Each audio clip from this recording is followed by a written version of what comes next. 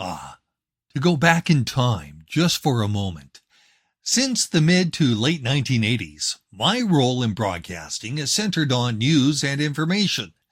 To me, there is nothing better than radio for getting speed and need-to-know stories to as many people as possible.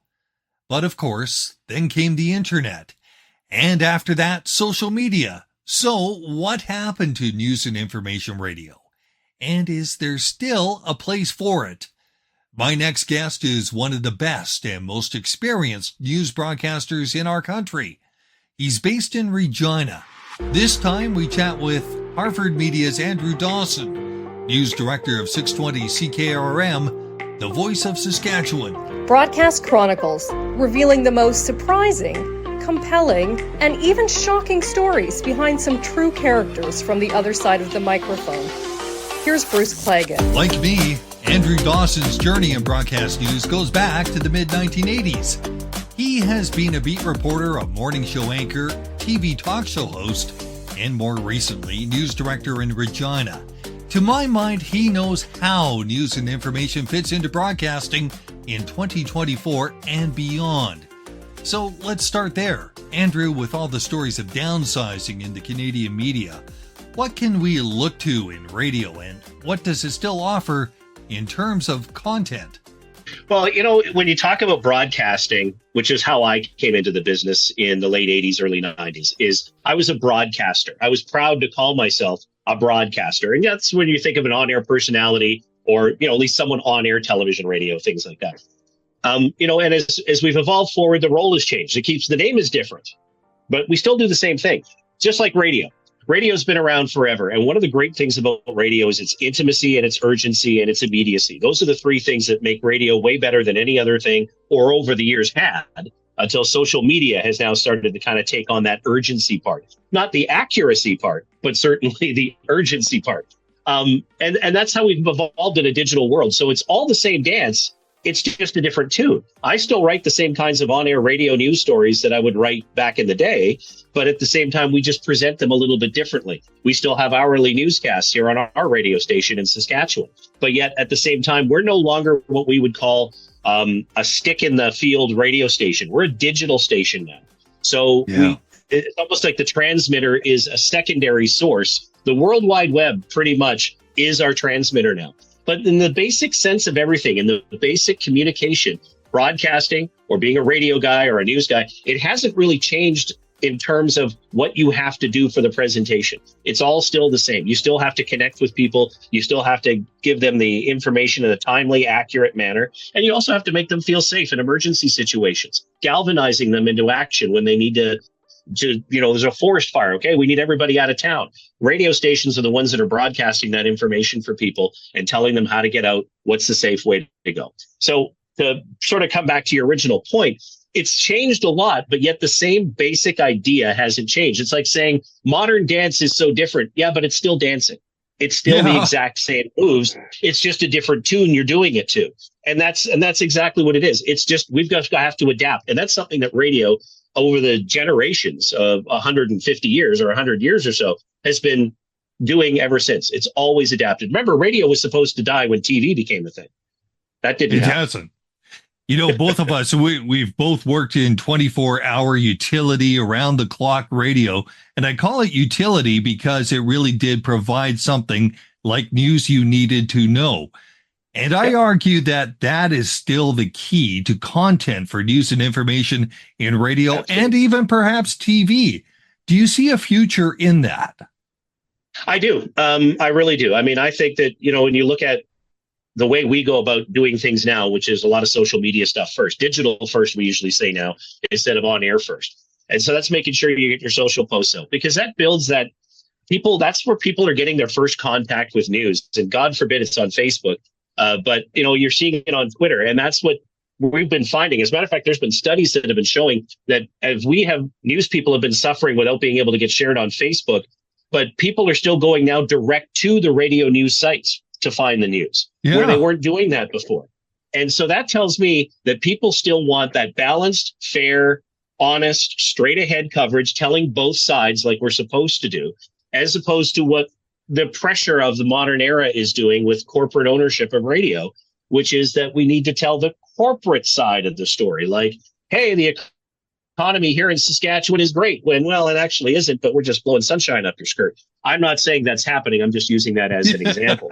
But I can tell you that in one radio station I worked at here in Saskatchewan, I was mandated to do a positive business story every single day. It had to be a positive news business story. Now, in the overall scheme of things, it's not unethical. But at the same time, you're starting to see like the fingers of the corporate world trying to poke into how news is delivered and how news is done. And we're still fighting that battle. There's always that battle between programming and news and programming, because programming is something that you can schedule, you set, you know it's going to be a certain length at a certain time, and you know what the conversation is going to be about. News, you don't know one day to the next what's going to happen. You just don't. And you can't if you're like me, you probably remember those days that have been, wow, like so many different things happening that each and every one of them is a headline, first run, first out of the gate story, and you've got 4 of them happening. And conversely, there are days where nothing is happening and something very small or something you hate is going to have to rise to the top. I remember here in BC, we had a plane go right into a building in Richmond, a small Cessna plane that didn't land at the airport, but did land in somebody's living room. Wow, what a story. And yet that was not the lead, because 10 minutes later, you had 5 people murdered in a bystanders, some of them, innocent bystanders, murdered in a high rise in Surrey. And that ended up being the big national story. It's like, wow, how can you have that? And then 2 weeks later, you have just mundane story after story after story, and you have to find a lead. That's tough, isn't it? It really is. And especially in, we're talking about how broadcasting is changing. I mean, we're doing more with less constantly. Technology helps us do some of it, but the main part of it is there's not as many storytellers as we used to create. Broadcast schools now are cranking out people who can do social media, who can do, television, but they're all eye in the sky of going to big cities in Calgary, Toronto, Winnipeg, stuff like that. There's not jobs there for those people anymore.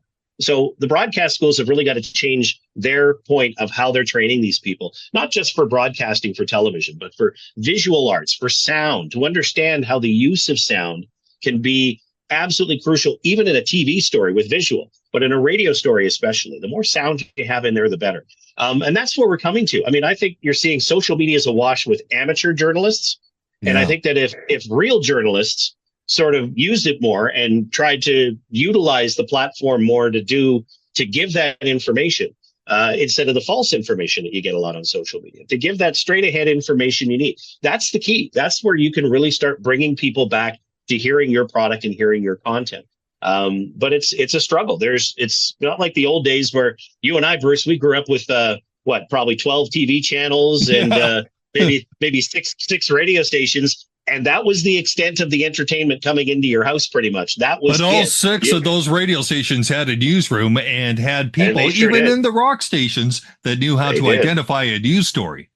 Yes, they did. Yes, they did indeed. And that's the key too, is that the appetite for news is changing. I mean, look at the way people view media. I mean, especially with the US and all this fake news and fake media stuff. I mean, it's all garbage. It's all noise to try to win an election for a certain party one way or another. There is no fake news. The only fake news that goes out is the propaganda put out by a corporate-owned station or a station that has taken one side or another.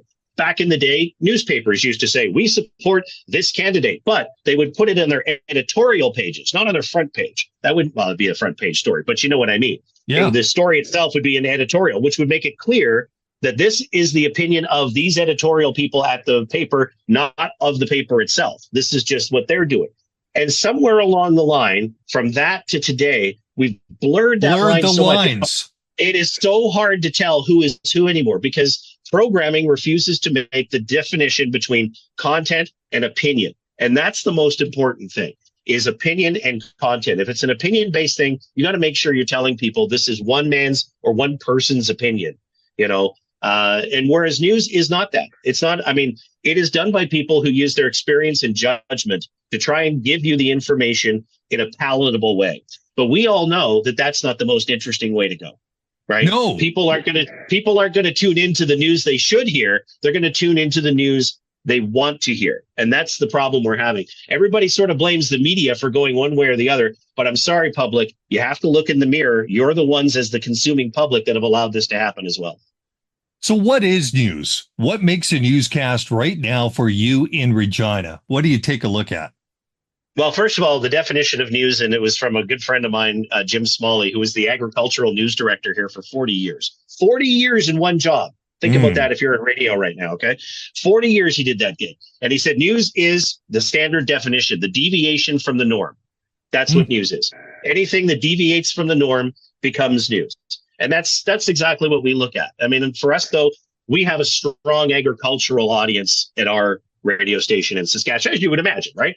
And we really do a good job of serving that agricultural audience, not only with its own unique agricultural programming, but making sure that we put agricultural news in news. And we have a very difficult situation because Regina is about 280,000, let's call it 300,000 people charitably, size of a market. It's not huge. It's not the massive market, but people in town don't care so much about farming because the city's gotten big. It's become more of a cityscape in here, like more of a, city, bustle technology thing. No one really cares about the ag guys. And outside of town, everybody cares about that. So it's difficult to try and serve all of these audiences that we have here in this very unique situation we're in. But at the same time, that's the definition we use, the deviation from the norm. And if it's news, it goes on the air. And my guys, as I've mentioned off the top, have changed the way we do things now. It's digital first. So we get the web story done. But if the radio story is imminent, so in other words, you need that in 15 minutes, do the radio story first. So it's one of those things about use your judgment, because we do news every hour, in the mornings every half hour. And so there's not that time to sort of, okay, I'll write the web story. No, I'm going to put the on-air story up first, because that's what people will hear from us first. And then we'll get the social and everything else out. So it's just again, it's all different in terms of, in the way you and I would have worked in the old days, Bruce. We would have walked into the newsroom, even in the age before pagers and cell phones, and our assignment editor or editor would hand us a bunch of files and say, here's your stories for the day. Go to it. Have a good day. Catch you later on. See you at 5:00. And that's, today now it's a lot different. News moves so much quicker. You and I would probably do on a busy day 2 to 3 stories a day. Right. We're doing 6 or 7 a day now, my guys here. And taking pictures when you're out on assignment. And not just that, but look at that for radio. But look at that for radio people now. We've had to become a visual industry as well, right? And so we've had to learn how to take pictures properly. Turn the camera sideways, for example, was a big problem for the longest time. And now we're doing videos. For example, not long ago, Rich Hobson, president of the Saskatchewan Roughriders, died. A beloved, absolutely beloved member of this community. And even our ownership was taking notice and was like, hey, guys, make sure we're don't worry, we're going to be there at the funeral and everything. I did 2 different videos standing up outside the funeral, and something I never would have done back in the 90s. We didn't have the technology, but, it just would have been weird for me as a radio guy doing stuff like that. Now I don't even think about it. I go, hey, let's do a quick video. Here I am. We're doing this. We're doing that. We'll see that you have the stories here. Check the web page out, boom, boom, boom, boom, boom. And it gives that information to people. It shows you're connected to the community, that you're out in the community still. And that's really the key. Business newsrooms have fewer reporters trying to do more stories, and there's just not the time to go out and do the videos and all that kind of stuff that you want to do. So you have to try and do this a lot quicker than we used to do it in the past. Even just in the last 5 years. Do you think we're losing some of the critical thinking, though? Yes, I think we are. And also, I think it's important for us to start educating the audience again. Bruce, when you and I, again, I keep saying, when you and I were kids, in the 80s, we were once. We were, Andrew. Right? We were kids. Exactly. But we're sitting on the floor and watching TV on a Saturday in the 70s, right? Bowl of cereal in our lap, Bugs Bunny on TV. And one of the commercials every hour would be about how to watch television with your family. In other words, you'll see things that'll offend you. You'll hear things that'll offend you. Or, Mom and Dad, I don't understand that. Explain it to your kids. What is going on? If they're smart enough to ask the question, they're smart enough to get the answer. They've got that capability. And so we need to do the same thing again with media, to explain to people how to use media, its different components and what it's for. The difference between mainstream media and social media. There are people who don't even understand that difference. They think we're all the same thing. And it couldn't be further from I could not agree with you more. And this is the teacher part of me, because I did digress and I took my teaching degree and actually taught in high school for a bit. But I often say that one of the things that's missing in our society is the fact that we don't have media education in the school system. And we should. And we should be talking about the differences in how stories are constructed, how to consume news. That's right. That's missing in our society. I hope it comes back. But at the same time, I'm still reminded that of the words of, do you remember Val Geller? She was a consultant. Oh, yeah. And let me interrupt you just so you know, I still have her books on my desk and I still give them to my staff and make them read them, because that's basically the Bible on how to do news the way I do news. Right. And one of the things that she said is she broke it down into health, heart, pocketbook. And I would even say it'd be health with health and security today, because people think about safety, but health, security, heart, pocketbook. And you see, if you hit those ones, I think you're doing a good job, even in radio. Absolutely. One of the first things when we were doing all news radio back in the day, and that was a new thing, was what does the audience want? Well, we found out that the very first question people ask, apart from what time it was, because that was always the most important thing, was what time it was. The second thing was, is my world safe? So you think of your listener rolling out of bed, listening to your morning show. The first thing you're going to do in those days is today you look at your phone, but most people would open the window and look outside real quick, right? And pull open the curtain and have a look out. Is it sunny? Is it raining? Is my neighbor's house on fire? Are there police? You know what I mean? This kind of stuff. Is my world safe? Okay, yes, it's now safe for you to go and get ready to go to work because everything is normal. Everything is fine, right? And that's really what the utility part you talked about is. That's that reassuring part that people get from radio back in those days, when they would wake up and they'd hear the guy go, here's some news, everything's good. Okay, good. My world is safe. Let's get on with my day today. That's literally the conversations we used to have when we talked about how we were going to do news stories and which news stories we were going to do. Did they fit into that thing? Is my world safe? Health, heart, home, pocketbook. Those are the four things in that we used to look to all the time. And it was very on point for the day. It was right on point for the day. Enter the world of podcasting, and I'm saying this as a podcaster too, but there are pluses and minuses. Where do you see podcasting fitting into all of this? I think this podcasting is going to be the commentary of the old days. You know, like I was talking about, newspapers would publish their opinions in their pages, or TV news would have a guy comes on once a week and he would sit and do a 2-minute opinion piece on something, a government this or waste that or whatever. That's sort of how we would do it. Now that's what this is. This is the more in-depth coverage that, you have people who like knowledge that's a mile wide and an inch deep. They only kind of want to know what's going on to get through their day. And that's it pretty much. They don't really care about what's happening in the US, what's happening in Europe, what's happening in wherever and other parts of the world. They just want to get through their day. And then you have the news junkies like you and I, who we just can't get enough. We can't consume this enough. And there's less commentary and less even putting things in context in news today than there was, even 20 years ago. And that's what podcasts can do, in my opinion, is form that help shape that public opinion through putting things into context to make sure that everybody understands what it is they're doing. Here's a quick example. The government of Saskatchewan today is about to announce $130 million surplus, thereabouts. I'm just, fudging the number, but in there.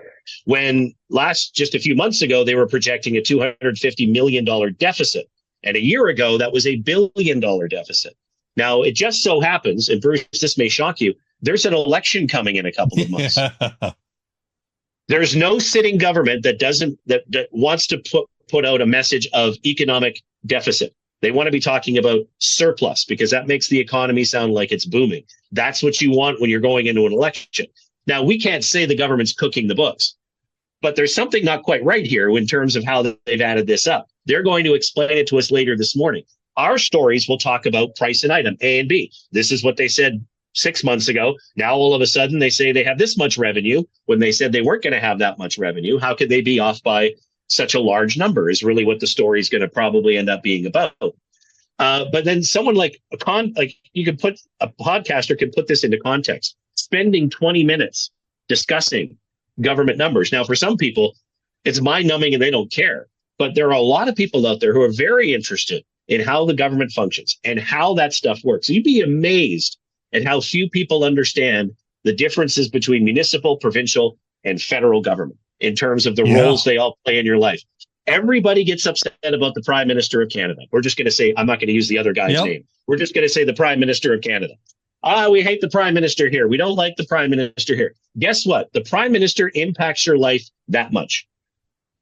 Don't care who it is. That's how much it does. Your premier, that much. Your mayor, that much. The smaller the government, the bigger the impact. But that's remember, exactly back in the day, we used to have broadcasting outlets, be it radio or even TV, that would go to council meetings. And that started to disappear in some of the larger cities. In Vancouver, you don't have it unless it's a big story, and the big story gets covered by a reporter that's not there every week. So they're coming in, dipping in, getting that story and heading out. That's got to be a problem. I was a reporter when I probably shouldn't mention which council, so I'm just going to say when a large municipal council in the Lower Mainland switched, they added Rogers Cable was showing their council meetings every night. The council meetings went from an hour to 2 hours, 45 minutes as soon as they turned on the TV lights. So were the TV cameras helping by letting the public know, or is now more of a show that councillors have to kind of put on to not only get their moment in front of the camera, because of course you want your FaceTime in front of the camera, but you also want to be able to clearly communicate to your constituents that you're doing what it is they want you to do. And it just takes that much longer now because you've added in that element of media, right? I still think it's the right thing. We should have them. As a matter of fact, all council meetings, the city council should be paying to broadcast them on the web themselves. Why they don't do that for transparency sake is beyond me. Because then they can say, look, we talked about this at council. Here's the link to our council meeting. Go to this time on it. That's when we talked about it. So, there was an opportunity for the public to weigh in. Lack of interest from the public shouldn't be the reason why they don't get involved. Do you know what I mean? People absolutely, and it's circular. In municipal. Yeah, especially municipal. Municipal politics is the key. I remember a time, we've been talking about radio, but you did TV too. Remember that? Yeah. You miss it? You miss it? I mean, that was an interesting experiment. Let me put it this way. I was on radio for so long, and for someone who looks like me, there's a reason why I was on radio so long. I always joke that I had You're a face a debonair gentleman, not a face for TV. But I really have a lot of empathy for today's broadcasters on television and the past as well, especially women, because of the body shaming that I went through. Even in the 3 years I was doing the TV show, I would constantly hear about my weight, my hair color, my teeth. I'm getting a little jowly, things like that. Yeah. And you're sitting in the meeting like you're a dog at the Westminster Kennel Show, and someone's looking you over. It's very demeaning. I have seen people who may not be the most attractive on television, but they're the best TV performers there are. They're just very good at what they do. But because they don't look the part, they don't get the gig, right? That's not why I left the show, and that's why that wasn't it. There were other reasons why I stopped doing the show, but that really stuck with me all these years. Even today, when I laugh, I cover my mouth, because I have a crooked tooth. And they told me, go get your teeth fixed, go get your teeth fixed out, go get them straightened out. And I'm like, dude, I'm like 40 years old or 35 years old. Like, a little late for that now, isn't it? But that was part of what cost me the job. That was part of the reason why they didn't want me back, was because I didn't quite look right. And they brought in someone younger and handsomer, maybe not as skilled as a host, but a little more eye candy for the audience, I guess. Is there going to be, as I guess you could say now you're a bit of an outsider to the TV world, but a learned outsider with experience. Is there going to be a role for TV in the future, do you think? I think so too. I think TV is going to have to start getting used to the change. TV has had to go through a lot of changes the last 5-10 years, especially. I mean, it's been horrific. The job loss and the technology changes even, in Vancouver, I'm sure they've centralized a lot of news and we've seen that with News 1130 and City News now, being together. Here, it's a little bit behind the curve, but yet at the same time, it's ahead of the curve because it's a very unique market here. But, Saskatchewan used to have 2 TV stations. You have one in Regina. Actually, there's a bunch of them all over the province. Now everything's basically run out of Saskatoon. They do have studios here. They do news from Regina, but all the decisions and everything are made in Saskatoon. And then beyond that, in Toronto. The news is actually run from a production booth in Toronto. That's how they run the cameras, the prompter, all the different things that have to go. It's all done from somewhere else, which is, crazy when you think about it. But that's the change that's come in. And TV has to get used to these changes. They have to learn to adapt like radio has had to do over the last 50, 60 years, is constantly adapt. You've got to change. And, we've seen different formats. We've seen different styles that succeed. The Big H, back in from Detroit, I play that for my guys once in a while, as horrific as some of that news was. And you would not read that way today. But at the same time, the skill it took and the incredible writing, talent to write that stuff. I would love one day to just spend 2 hours trying to write one of those newscasts and to see if I could come anywhere near close to their level. I did it for fun one day and I didn't even come close. So, but I had a blast doing it. It's a lot of fun. fun. Up with some of these ways, and I don't want to get you in trouble. So the Big 8, hit that on YouTube in a search bar. You'll find what we're talking about. Don't listen to the music guys. Look for the news guys on there. The music guys were pretty good, but the news guys were absolutely, shock jock newscasts. Picture that for a minute. If you've never heard it, try and dial it up. It's pretty good. Let me ask you this before I let you go, because I know even though you're a news director at the very top of the game, you still are in the pit doing news in the afternoon, and because everybody's doing more. But let me ask you this. For Andrew Dawson, what lies ahead in the next few years? It's funny, Bruce. I was working with a company when I came to Saskatchewan for 15 years. Right before the pandemic in February 2020, they let me go. I was laid off. And I was unemployed all through the pandemic, and that was tough. That was really hard. And I had a tough time deciding if I even wanted to be in the radio business anymore. I'd done everything you could do at, my level in terms of newscasts and reporting, and along the way, some recognition for some outstanding work, which, I'm still humbled by. Winning some of these awards is just ridiculous. But, I just didn't know if I had the heart and the passion for it. Then I walked into 620 CKRM, where I am now. And the newsroom was a smoldering hole in the ground when I walked in. They had bad managers, the people, the staff, they were all unhappy. They had no direction. And if there's one thing I like doing, it's telling people what to do. So, we really hit it off, and it really brought back my passion for what we do. And it's changed a lot. When I got here, we were a stick in the mud radio station. That's what I'm talking about, just a transmitter. And we brought in new management, and they wanted to change us into a digital company. And in a year, the amount of change here has been absolutely insane. In terms of even just doing this, being able to have this technology, this capability in my building. We've only had this for a couple of years, it's pretty amazing. And the company has changed dramatically. And it's really given me hope that, yes, there is a future for radio and for broadcasting. It may not be called the same things, but the basic tenets are still the same, which is, and I think Val Geller clocks it the best. Always tell the truth, never be boring, and hit the highlights that people want to talk about. Health, heart, home, pocketbook. I told you I live by this stuff. It's my Bible. But if you're in radio, by the way, or broadcasting, or even if you're doing podcasts and you've never read Val Geller's book, I'm not the Val Geller spokesperson, but you really ought to read it. True. It's fantastic, and it's chock full of information, and it gives you great insight into how we do what we do every day.